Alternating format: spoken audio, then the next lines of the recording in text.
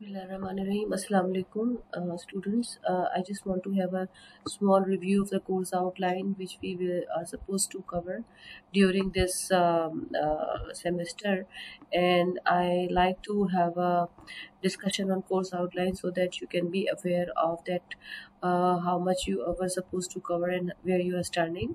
So this is my course outline, principles of economics, and if you move on to see the contents, so this is contents and this is weeks, right? So let's see, this is week number 1 where we were supposed to complete with introduction and reporting of building theme of micro. It's done, and some basic concepts of terminology, and you were already done.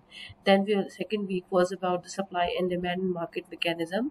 We are done with the demand analysis, we are done with the supply. We know demand, law of demand, demand schedule, demand curve, demand shifts, demand movement, and similarly we know everything about supply. And then when we combine them together, it becomes market, and then we talk about the market mechanism. So this is one word which I think that we need to have a इसके ऊपर थोड़ा सा हम discussion करें. So practically I would like to have a notes on what is left right now, or so this is one thing which I think we need to talk about. And let me adjust the screen so that we can also talk about what we have to cover. So this is like econ 100 101. This is 101, and this is my new session which I want to work on. New session 2. So what the first thing which we have to discuss, we are done with supply and demand, and I really want to discuss with market mechanism.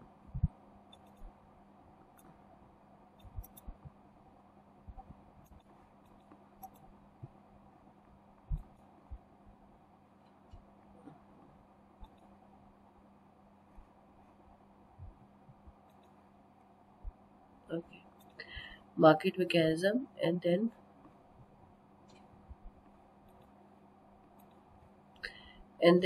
change in market equilibrium. This is the second thing. Let me take this all over here and copy, and then I can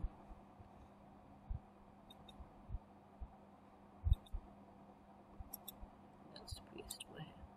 So if we just talk about supply demand is done, market mechanism we are supposed to cover, and change in market equilibrium is impact on the equilibrium price and quantity demand. Partially we are done, but I would review it a little bit. If then we move on, and individual and market demand, and इसके अंदर से अगर if I just pick up with the topics of what we have to do from this week number 3, copy, and here we go with paste. So look at this, individual and market demand. So just one line explanation, and then revision derivation of individual market demand. Elasticity we have done so far, and demand and supply we have done it, and point and arc elasticity ये भी हमने almost ख़त्म किया हुआ है. ठीक है जी. फिर इसके बाद ये वाला जो है उसके नेक्स्ट वाला है. So practically we are starting with the 4th week now. तो let's have a little review of what is left. तो ये वाला जो वीडियो था, ये मैं just wanted to have an clarity of what we are supposed to do now. So what I'll be doing, I'll be discussing the market mechanism because we are done with the supply and demand market mechanism, and then we'll talk about elasticity partially, and point elasticity and arc elasticity. So if I talk about the book, and you can see the book right in front of you. So this is my book which I'm following, and I'm going into part 1, and this I'm going to part 2. Part 2, consumer comparative, presenting this consumer behavior needs के ऊपर वाला. We will have to go with the part 2 as well. So this is what we are doing, and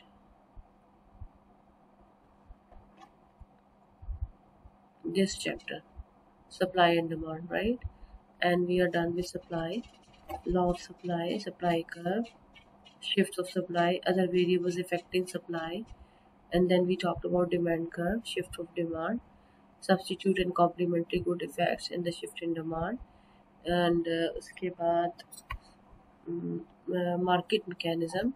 This is what I wanted to discuss with you. And then market mechanism के बाद if you look at changes in market equilibrium, that's what I discussed earlier. उसके बाद then we talk about elasticity of supply and demand. I have discussed with the formula, and I'll give a little bit discussion on elasticity more and working with some numerical. Then this graph, and then moving on is this graph, and then what is this? This is elasticity of income elasticity, and then cross elasticity, income and cross, point versus arc elasticity, and that's it. Yeah, short run and long run elasticity. Yeah, and then some numerical. So what I'll do, okay, whatever is left I'll cover in this lecture, and then I'll give you some numerical so that you can have practice on. Thank you. अभी मैं इसको continue करूँगी, बाकी जो concept रह गए उसके लिए. Okay, let's talk about what is left. I'm doing it over here. We are done with demand, ठीक है, in detail, and we are also done with supply and its detail. Okay, and now we really have to talk about market mechanism, and then elasticity. Okay, so moving down, I just want to cover with the less stuff which is left out. Okay, so if we just look at this demand equation, here we have quantity, and यहाँ पे है price, और यहाँ पे अगर if I'm making a demand equation, so basically just a minute, I want to make a clear one so that you can understand better. Okay, so let me take a line. So this is the line, ignore the arrow downwards, and this is another line I have, and I have this is a quantity demanded, and this one is price, and then I make the graph, and the graph look like this. See, we are already familiar with this demand function, and if I make the supply function here, so I would have like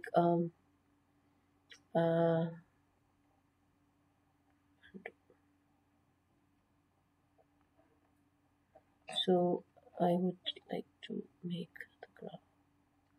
Here we go with supply function, and this point is called equilibrium, and equilibrium is defined as a situation where quantity demanded is equals to quantity supply, and there is a price, and at equilibrium at E we have equilibrium, and it determines P bar, Q bar, and P bar, right? As you can see, if I just try to make a neat one, so I would take undo.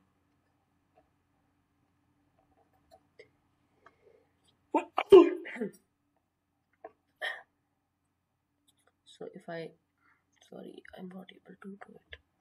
So let me make it roughly. So this one is Q bar, and this is P bar. So this is the point E is a point where quantity demanded is equals to quantity supply, the intersection taking place. But if I talk about any of the price which is above P bar, so you can see this is one price which is above P bar. What is happening here? Let's call it P1. What is happening here? If I just I ask you what is quantity demanded at P1, so you will say we have to read it from the demand function, and you can see it's this point A reflects quantity demand value. So if I take it down, I would say at point A, this is quantity demanded 1. And if I look at quantity supply, so you can see it's right here.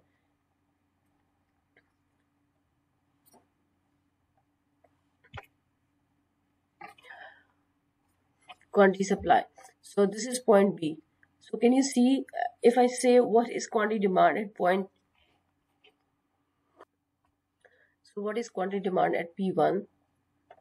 you will say A. And if I say what is quantity supply at B, so there is a gap between supply and demand. And what is this gap? This is the gap. Quantity supplied is greater than quantity demanded. Why? Because P1 is greater than P bar. So every price which is greater than equilibrium price will have quantity supply exceeds quantity demand. This situation is called excess supply. So if the price is above equilibrium, we will have excess supply. Look at the situation if the price is below equilibrium. What can you see? Just focus on P2 and see where it is cutting supply. It is right here. And where it is cutting demand. It is right here. So take the values down and try to answer the question, what is the quantity supply for P2? So this is that, call it point C and let's call it point D. So point C is the point on supply function. So P2 के ऊपर what the quantity supply you are having? It's C. It's just point C. So it's this much and this is quantity demand is this much. So can I say that quantity demand is more than quantity supply at P2? Yes, at P2 quantity supply is exceeding quantity demand is exceeding quantity supply, and it makes sense because any price below the equilibrium price would definitely is attractive for the consumers. So definitely they will demand more as compared to supply, and definitely we are expecting the excess demand to exist. excess demand को हम ऐसे लिखते हैं ED और excess supply को हम कैसे लिखते हैं ES. तो एक्सेस डिमांड जो है वो पॉजिटिव होगी कहाँ पे for any equilibrium price below equilibrium. So these two situations are called disequilibrium. Equilibrium और डिसइक्विलिब्रियम में क्या फर्क है? इक्विलिब्रियम का मतलब है quantity demanded is equals to quantity supply, और इसको हम कहते हैं excess demand equals to zero. और डिसइक्विलिब्रियम का क्या मतलब है? डिसइक्विलिब्रियम का मतलब है दो सिचुएशन, इधर quantity demanded exceeds quantity supply, और ये कहाँ पर होता है? डिमांड कहाँ ज्यादा होती है? जहाँ पे प्राइसेस जो है वो कम होती हैं. किससे? इक्विलिब्रियम प्राइसेस से. So whenever prices are below equilibrium, quantity demand will be exceeding quantity supply, and this is also called, ये जो चीज है इसको हम क्या कहते हैं? इसे हम कहते हैं एक्सेस डिमांड इज पॉजिटिव, यानी देयर एग्जिस्ट एक्सेस डिमांड.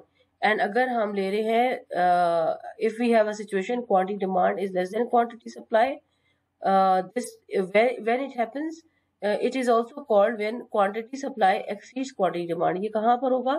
जहाँ पे prices जो है वो favorable होंगी suppliers के लिए, and it is only possible whenever prices exceeds P bar. So we will have a situation which is called excess supply positive, इसको हम, और we also called excess demand is negative. Positive excess supply is equivalent to excess demand negative. तो हम disequilibrium को generally excess demand की language में present करते हैं. so, तीन सिचुएशंस है हमारे पास, first, second and third. First is excess demand zero, excess demand positive and excess demand negative. इसका मतलब क्या होगा? इसका मतलब है quantity demand equals quantity supply. इसका मतलब है quantity demand exceed quantity supply. इसका मतलब है quantity demand is less than quantity supply. ये कहाँ पर होता है? It is happening when the price is equals to P bar. ये कहाँ पर होता है? When price is below the P bar. And ये कहाँ पर होता है? Price is greater than P bar. This is what we have for the disequilibrium. ठीक है जी. और so we done with the equilibrium disequilibrium. अब ये देखिए तीसरी सिचुएशन कि अगर आपके पास यहाँ पर क्वांटिटीज है, यहाँ प्राइस है, you have supply, you have demand, you have supply and you have equilibrium. तो आपके पास सपोज करो इनकम इंक्रीज कर जाती है कंज्यूमर की, तो क्या होगा? डिमांड फंक्शन शिफ्ट कर जाएगा ऊपर, जिसकी वजह से इक्विलिब्रियम चेंज हो जाएगा फ्रॉम E1 से E2 पर. एंड वो फाइनल रिजल्ट क्या होगा? If you had Q bar 1, now you will have Q bar 2. And यहाँ पर क्या होगा? P bar 1 and then you have P bar 2. So the final equilibrium in the market will exist when the market will be having more quantity as an equilibrium and more prices. Similarly, there are many changes in supply and demand which can take place, and I have discussed already all of these changes due to income. कौन कौन से shifters हो सकते हैं? change in income, change in price of substitutes, change in price of complement, change in taste, change in population, ये सारे variables जो है वो सप्लाई डिमांड को चेंज करते हैं. सप्लाई शिफ्टर्स कौन से होते हैं? सप्लाई शिफ्टर्स होते हैं चेंज इन टेक्नोलॉजी, ठीक है जी, change in cost of production and change in taxes. ठीक है, टेक्नोलॉजी के इंक्रीज करने से सप्लाई जो है वो इंक्रीज करती है और आपका सप्लाई कर्व जो है वो left. Supply shift when supply increases. तो कैसे होता है, इसको हम कैसे रीड करते हैं? ये है क्वांटिटी सप्लाई, ये है प्राइस, ये है आपका कर्व ओरिजिनल. तो इस प्राइस के ऊपर you were selling this much of supply, but once supply goes up so the same price you are willing to sell मोर.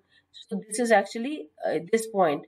तो ये आपको यहाँ से आपको आइडिया मिल जाता है कि जब सप्लाई इंक्रीज होती है तो सप्लाई का राइट वर्ड शिफ्ट करता है, नीचे की तरफ शिफ्ट करता है. ठीक है जी. और सो यू कैन सी कि टेक्नोलॉजिकल इंप्रूवमेंट से कर्व जो है वो सप्लाई इंक्रीज करेगी तो कर्व नीचे शिफ्ट करेगा. इसी तरीके से कॉस्ट ऑफ प्रोडक्शन के इंक्रीज करने से सप्लाई डिक्रीज करेगी, सप्लाई का ऊपर शिफ्ट करेगा. और टैक्सेस के बढ़ने से भी सप्लाई कम होती है. तो जब भी सप्लाई कम होगी तो curve shift up and when supply ज़्यादा होगी तो curve shift down. So you can make the different changes in supply and demand, and you can see that what happens to the equilibrium price, how the disequilibrium taking place at the original point and how it's being recompiled. So this is all called market mechanism. ये जो हम E1 से E2 पर चले गए हैं इस वाले ग्राफ में, जंप नहीं है, ये बेसिकली एक मैकेनिज्म है जिसके through it happens. So now I would like to tell you something about market mechanism.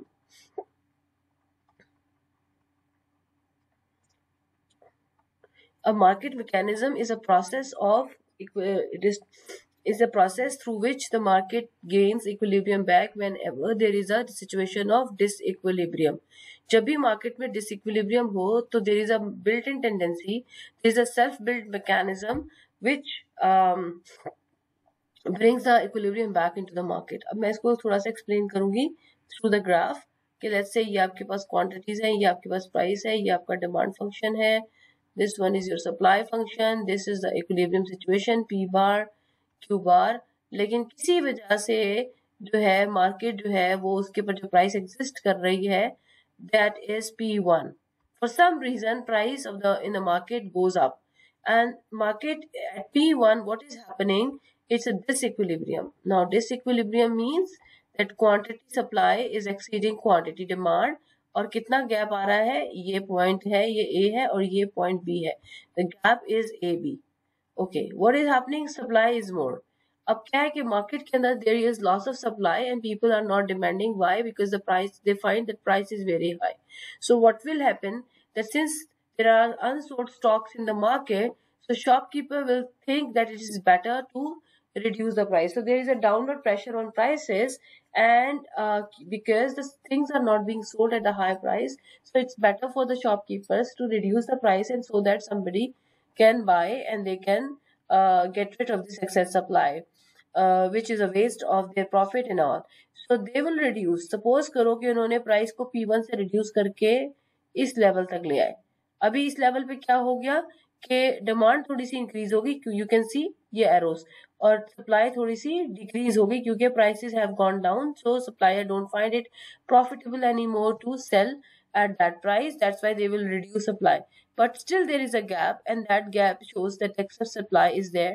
And as far as excess supply, there is a pressure on the producer to reduce the price such that they can gain more customers, and more customer will buy the product, and the gap between supply and demand will be smaller. So the prices will keep adjusting to the downwards level. It is a downward pressure to the prices, and the arrow would be moving like this. This arrow means increase in demand because of decreasing price, and this arrow means in decrease in supply because of decreasing prices. And you see the gap between, अब आप देखो कि quantity supply was greater than quantity demanded, ये gap था किसके दरमियान, quantity supply minus quantity demand का gap था। ये गैप कैसे कम होगा, या तो हम इसको डिक्रीज कर दें या फिर हम इसको इंक्रीज कर दें, and both is happening. Demand is continuously going towards the right side and supply is continuously coming to the left side. and how come it is happening? Because of the changes in price. And how come the prices are changing? It is a self correcting mechanism. Whenever market is facing with excess supply, there is a downward pressure in the prices, and the downward pressure means that prices will eventually will go down, and it will keep on going down until the market restores back this P bar, which is the equilibrium price. तो जब भी use याद रखें कि जब भी market में excess supply होगा, प्राइसेस पे डाउनवर्ड प्रेशर होगा और प्राइसेस वापस आ जाएंगी इक्विलिब्रियम पे। इसी तरह से अगर प्राइसेस बिलो द इक्विलिब्रियम है तो क्योंकि एक्सेस डिमांड है, people are demanding more but the market is supplying less, so that would definitely have upward pressure on prices. जब upward pressure of prices होगा तो प्राइस बढ़ेगी, और जब प्राइस बढ़ेगी तो डिमांड ऑटोमेटिकली कम होगी और सप्लाई ऑटोमेटिकली ज्यादा होगी, और the gap between supply and demand is squeeze. How come it's happening? Because of increase in prices. अभी भी यहाँ पे गैप है तो price keep on increasing, price never stops until this gap vanishes. When this gap vanishes, why the price cannot increase more? Why not? Because if price even increases more than that, so the prices will find the gap between supply and demand. More supply and less demand gives a pressure, downward pressure to the prices, and prices will start going down. So conclusion is कि market mechanism है क्या चीज? Market mechanism का मतलब है एक market mechanism is a mechanism or is a process which is self-correcting in case of if there is any discrepancy between supply and demand. So whenever market faces a discrepancy between supply and demand, market mechanism comes into work and start adjusting prices. If the situation in the market is excess supply, there is a downward pressure in the prices and prices will go back to equilibrium. If there is excess demand situation, prices will start increasing, and there is upward pressure and it will stop at a point where there is an equilibrium and no excess demand and no excess supply exists. This all is called market mechanism. So we are done with this topic as well. So coming back to what we are supposed to do, look, we just have talked about supply demand is done, market mechanism is done, change in the market equilibrium and its impact on the equilibrium price and quantity determination is done. ठीक है जी, अब हम चलते हैं हमारे next topics क्या है, individual and market demand, और फिर डेरिवेशन ऑफ मार्केट डिमांड, ये मैं भी करवा देती हूँ आपको। फिर इलास्टिसिटी को हम फाइनली डिस्कस कर लेते हैं, जो कि हमने पार्शली पहले भी डिस्कस किया हुआ है। तो अब मैं आ रही हूँ moving on to individual demand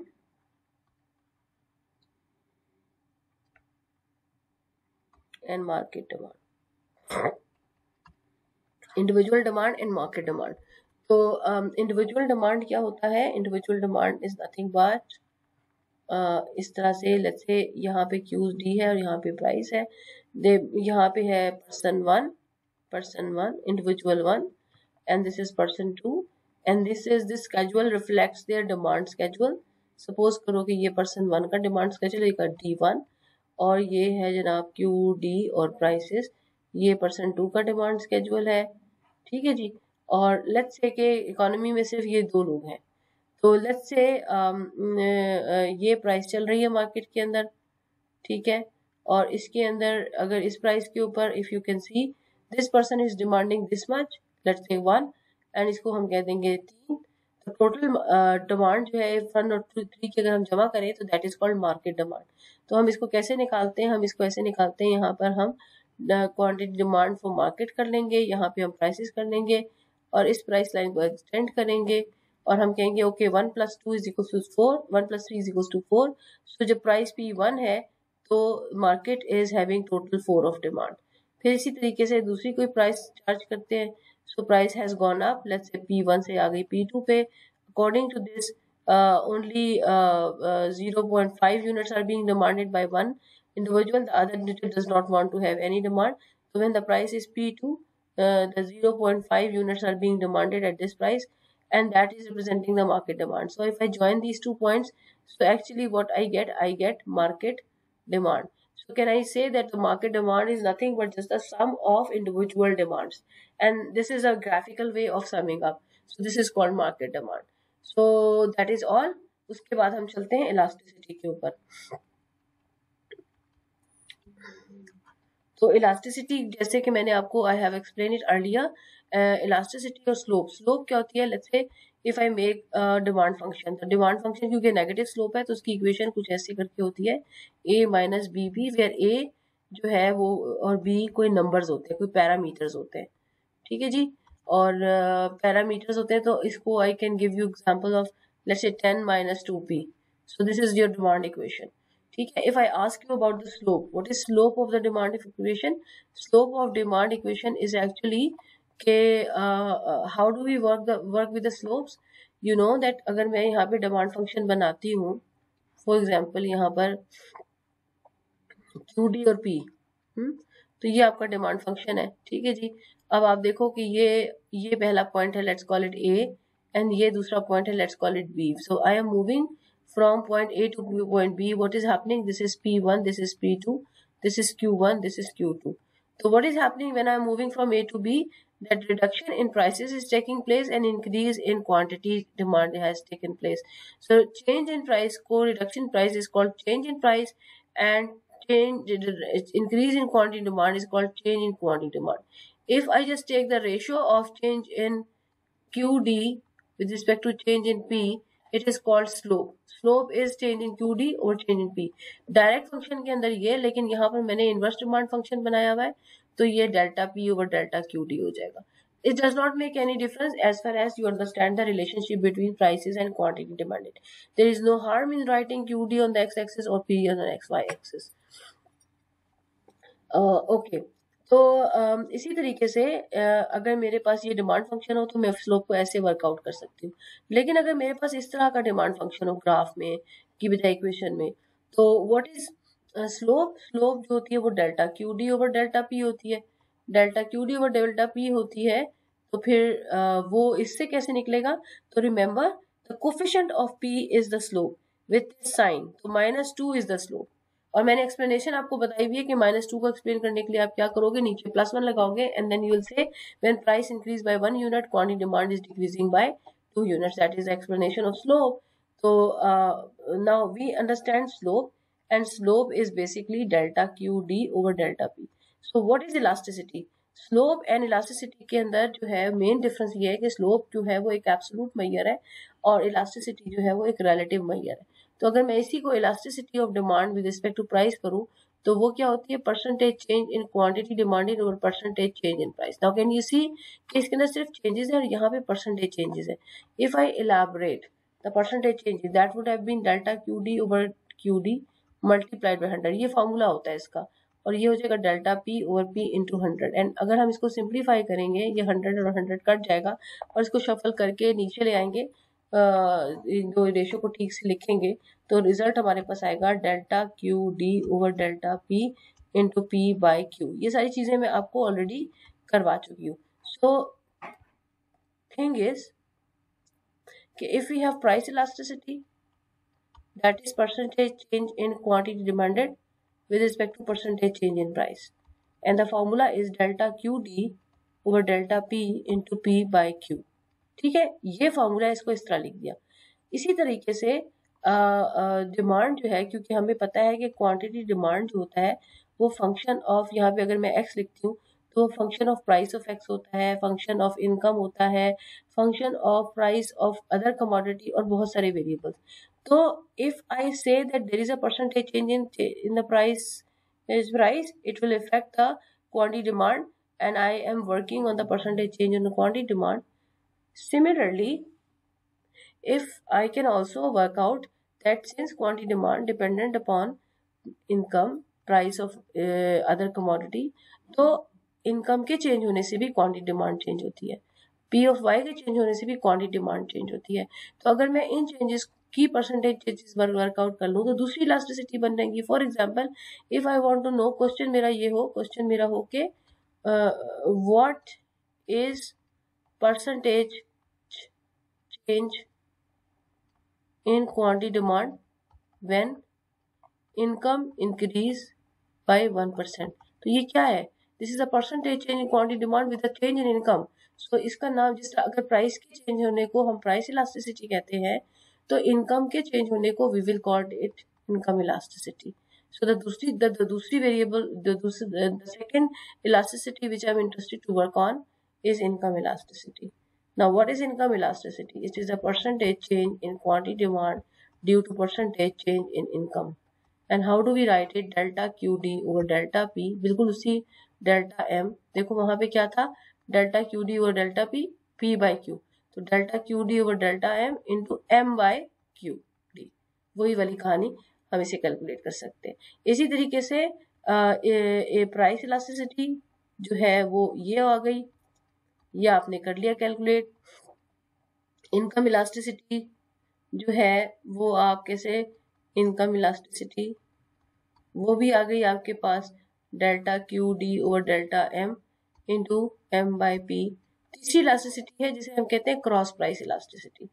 cross price elasticity क्या होती है? Percentage change in quantity demanded of X with respect to percentage change in price of Y. क्या मतलब कि you are working the change in quantity demand of a product X, but you are considering now the change, not the change is not in the price of Y, but price in some other commodity. Just like that, we are trying to see what will happen to the quantity demanded of Pepsi whenever there is a price change of Coke. अच्छा, अब इस फॉर्मूले को उसी तरह से elaborate अगर हम करेंगे तो क्या बनेगा? Delta Q D X over delta P Y, बिल्कुल पुराने फॉर्मूलों की तरह. और यहाँ पर क्या आएगा? P Y divided by Q D X. तो ये हमारे पास फॉर्मूला बन गया इसका भी. So coming to price elasticity, उसकी क्या पॉसिबल वैल्यूज हो सकती हैं? ठीक है, so let me take more space.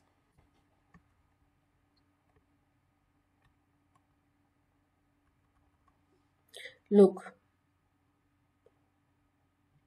Price elasticity इसके सिंबल होता है, ठीक है जी, delta Q D over delta P into P by Q D. ठीक है जी. अगर मैं इसको लिखूं percentage change in quantity demand over percentage change in price, तो गलत नहीं होगा क्योंकि ये इसी की डेरिवेशन है. अच्छा, अब पॉसिबिलिटीज क्या हो सकती हैं? ये एक रेशो है, ठीक है. Look, it's a ratio. It can be greater than 1, it can be less than 1, it can be equals to 1, it can be 0, and it can be infinity. It can be infinity.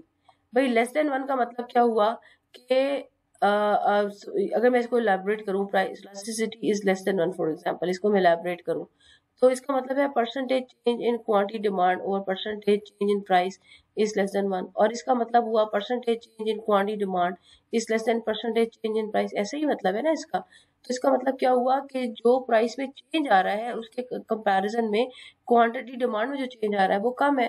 मतलब कि there is, suppose there is increase in price by this much, and this will imply that there is a, जब भी price increase होगी quantity demand decrease करेगी. there is a decrease in quantity demanded but the reduction in quantity demanded is less. when it happens कि जब भी कोई किसी चीज की कोई ऐसी कमोडिटी जिसकी प्राइस कंटिन्यूसली बढ़ रही हो लेकिन we are not in a position to reduce quantity demand by a drastic demand because we can not live without it. For example atta, for example sugar, for example medicine. तो ये वो commodities हैं जिनके बगैर हम रह नहीं सकते. तो उसमें क्या होगा? if we are trying to work out the elasticities of such product, we will find out that it will not, the quantity demand of that product will not decrease as much as the price has gone up because consumer cannot live without it. So it's called less response. This thing is called less response. The commodity is less responsive. Less response means less elasticity, and less elasticity को हम इसकी technical language में कहते हैं inelastic. So whenever price elasticity is less than 1, the commodity is called inelastic. ठीक है. इसी तरह से you can imagine now that how can we have price elasticity greater than 1. अब greater than 1 का मतलब है कि क्वांटिटी डिमांड में जो रिडक्शन है it will be a very huge amount whenever there is a price increase. ठीक है ना. We are talking about the response of quantity demanded to the changes in prices. So price has gone up, quantity demand will decrease. So we know it's a law of demand, but what is the quantitative measurement of the changes? So we say that if there is a certain change in price has increased by a certain amount, certain percentage, and then quantity demand will decrease, but the reduction is so huge, so great, that it is even much more higher than what the prices has gone up. So the response from the quantity demand is higher. So whenever we have this ratio, that delta Q पर, ये वाली जो ratio है ये वाली, ये हो जाएगी ग्रेटर देन 1, क्योंकि न्यूमरेटर बढ़ जाएगा डिनोमिनेटर से. तो हम इसे कहते हैं इलास्टिक डिमांड. ठीक है जी. और इसी तरह से ये है हमारे पास इन इलास्टिक. जब भी किसी कमोडिटी की इलास्टिसिटी ग्रेटर देन 1 आएगी, इस call elastic commodity. Less than 1 का मतलब इन इलास्टिक कमोडिटी, 1 का मतलब है यूनिट इलास्टिक कमोडिटी, और 0 का मतलब है कंप्लीटली इलास्टिक, कंप्लीटली इनइलास्टिक, और इसको कहते हैं इन्फिनाइटली इलास्टिक, इन्फिनाइटली इलास्टिक. ठीक है जी. नाउ यू कैन इमेजिन कि इलास्टिसिटी जो है, अगर ये रेशो है तो ये 0 कैसे हो सकती है, जब न्यूमरेटर 0 हो जाए. और न्यूमरेटर 0 का मतलब है प्राइस कुछ भी हो रही है, क्वांटिटी डिमांड नहीं चेंज हो रही, तो कंप्लीटली इनइलास्टिक. ऐसी कौन सी कमोडिटी होगी, ये मेडिसिन होगी. इसी तरह से परफेक्टली इलास्टिक का मतलब है जिसमें डिनोमिनेटर 0 हो जाए. डिनोमिनेटर 0 होने का मतलब है कि भाई there is no change in price, or there is a very slight change in price, but the response from the quantity demand is very huge. When it happens for extreme luxurious commodities.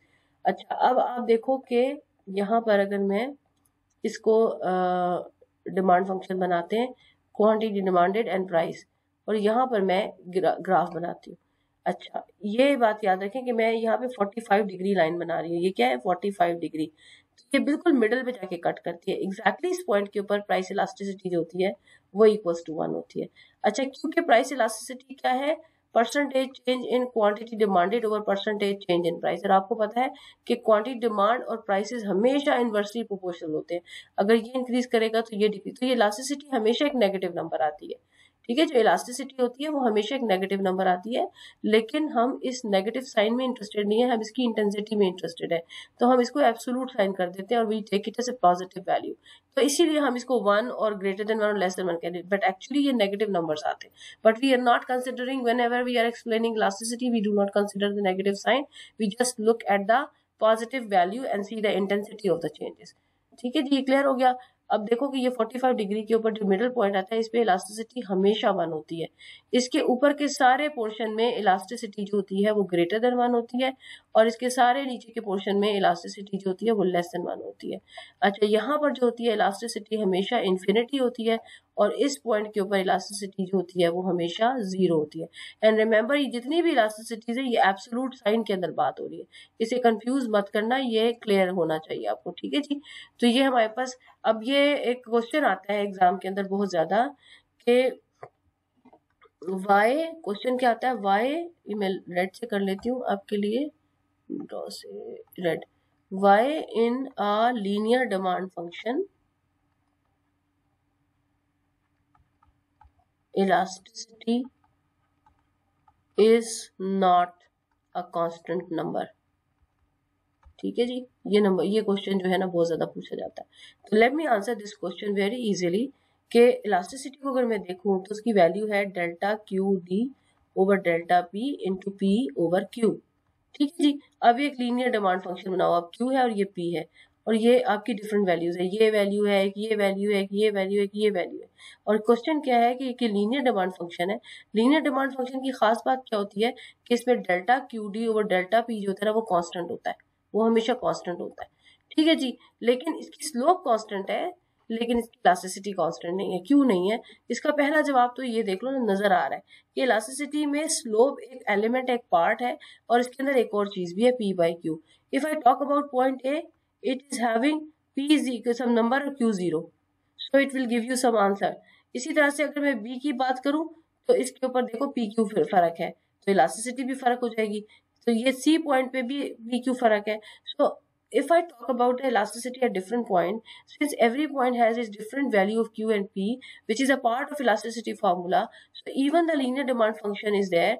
That linear demand function just can make this slope equals to is a constant number, but every point has change number for P and Q, and that will result in different values of elasticity. So the linear demand function has different points and every point has same slope but different elasticity. तो ये question tackle हो गया. तो उसके बाद income elasticity. अच्छा, अब मैंने आपको जो चीज़ें बतानी कि how do we conclude about elasticities, commodities and elasticity. अगर हमारे पास प्राइस इलास्टिसिटी ग्रेटर देन 1 हो, इसका मतलब है ये है लग्जूरियस कमोडिटी. ठीक है, लेस देन 1 हो इसका मतलब है ये है नेसेसिटीज. ठीक है जी, और अगर इक्वल्स टू 1 हो तो इसका कोई मतलब नहीं होता. और जीरो इन्फिनिटी मैंने आपको बता दिया.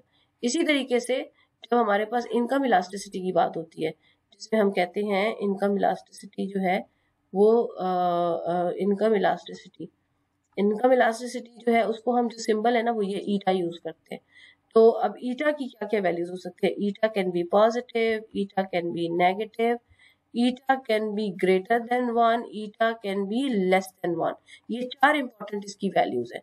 पॉजिटिव जब होता है ना ईटा, इसका मतलब होता है नॉर्मल गुड. ठीक है जी. और अगर नेगेटिव होना इसका मतलब होता है इंफीरियर गुड. ठीक है जी. और जब ये ग्रेटर देन 1 हो इसका मतलब होता है लग्जरी, ये लग्जूरियस कमोडिटी. और अगर लेस देन 1 हो तो इसे कहते हैं नेसेसिटी. ठीक है जी. अब मैं इसको बता सकती हूँ कैसे. अब देखो इनकम इलास्टिसिटी क्या है? Percentage change in quantity demanded over percentage change in income. ये है आपकी इनकम इलास्टिसिटी. अब आप देखो कि अगर ये पॉजिटिव है इसका मतलब क्या हुआ कि जब भी लेट्स से अगर पॉजिटिव का मतलब है लेट इज इक्वल्स टू +2 का मतलब है डिवाइड बाय +1. तो 1% increase in income imply 2% increase in quantity demanded of that product.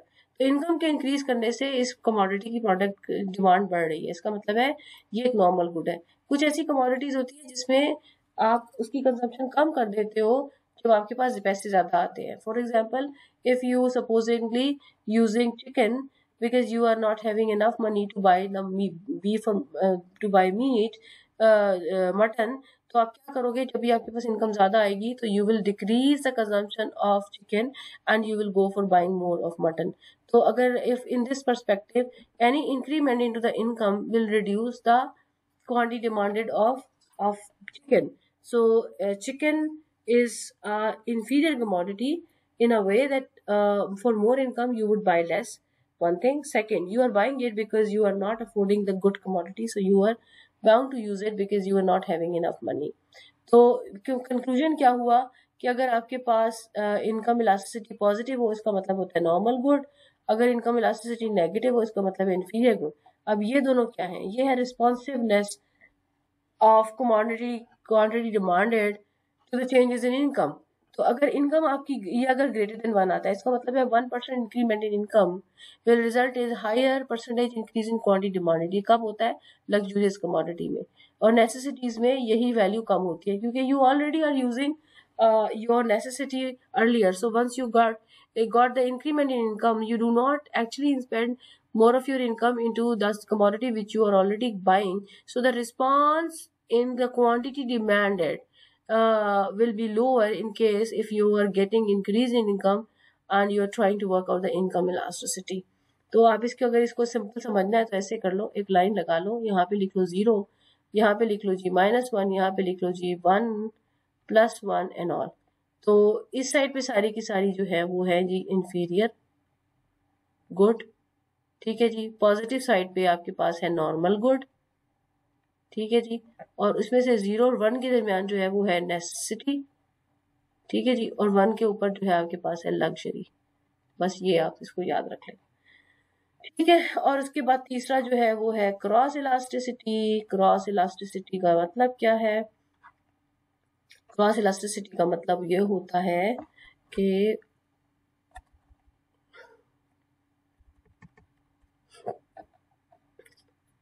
Percentage change in quantity demanded of x with respect to percentage change in price of y. ये होती है जी EXY. Cross elasticity. ठीक है जी।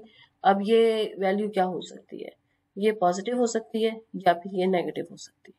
Positive का मतलब है कि increase in percentage change in price of Y implies increase in percentage change in quantity demanded of X. मतलब वाई की प्राइस पी की वाई पी वाई इंक्रीज की तो क्यू डी एक्स जो है वो भी इंक्रीज करी। ऐसा कब होता है, किसी एक चीज के महंगे होने से दूसरी चीज की डिमांड बढ़ जाए, सिर्फ सब्सटीट्यूट के केस में। सब्सटीट्यूट में अगर एक्स जो है वो आपके पास है कोक और वाई जो है वो है आपके पास पेप्सी, तो इसका मतलब है कि अगर आपके पास पेप्सी की प्राइस बढ़ जाएगी तो लोग कोक की कंजप्शन को बढ़ा देंगे। तो ये पॉजिटिव कब होता है, जब होते हैं सब्सटीट्यूट। तो नेगेटिव कब होगा, जब होंगे कॉम्प्लीमेंट्री गुड्स जो इकट्ठे यूज होते हैं। तो बस इसके अंदर यही चीज आपने करनी थी। ठीक है जी। और इसके अलावा जो है मैं इसमें से इलास्टिसिटी की डिस्कशन हो गई। अच्छा, अब इसके अलावा long run elasticity and short run elasticity दोनों में क्या फर्क होता है कि अगर शॉर्ट टाइम पीरियड के अंदर आप एक एनालिसिस कर रहे हो डिमांड का, तो उसमें इलास्टिसिटी कैसी आएगी और लॉन्ग रन में कैसी आएगी। अब देखो, short run is not a flexible time to adjust for everything. So adjust का मतलब है कि अब जब प्राइसेस बढ़ रही हैं and you are talking about some certain commodity and you are working the elasticity that price के इंक्रीज करने से इसकी क्वांटिटी डिमांडेड पर कितना असर आया है, कितना परसेंटेज इफेक्ट आया है। Since in the short run you are bound to buy the product because you do not have the substitute available and you do not have time to go for other things, so you become less responsive in a way that you cannot reduce the consumption because you do not have the alternative। तो short run के अंदर product जो है वो ज्यादातर elasticity जो होती है वो उसकी वैल्यू जो है वो कम होती है। तो इसका मतलब है product generally are inelastic in short run and but in the long run since they you more alternatives are there explored and developed, so you have more options to go with. So if it's a long run time period and price has gone up, so definitely you have enough time to adjust for the commodities which are cheaper as compared to this product which is expensive, so you are more responsive in long run as compared to short run. So we can say that in a short run elasticities commodities are inelastic, but in long run commodities becomes elastic। तो ये short run long run का concept हो गया, ये सारी discussion होगी elasticity की। और अब जो है पॉइंट वर्सेस आर्क इलास्टिसिटी भी मैं 1 मिनट में बता देती हूँ और फिर मैं एक न्यूमेरिकल कराऊंगी।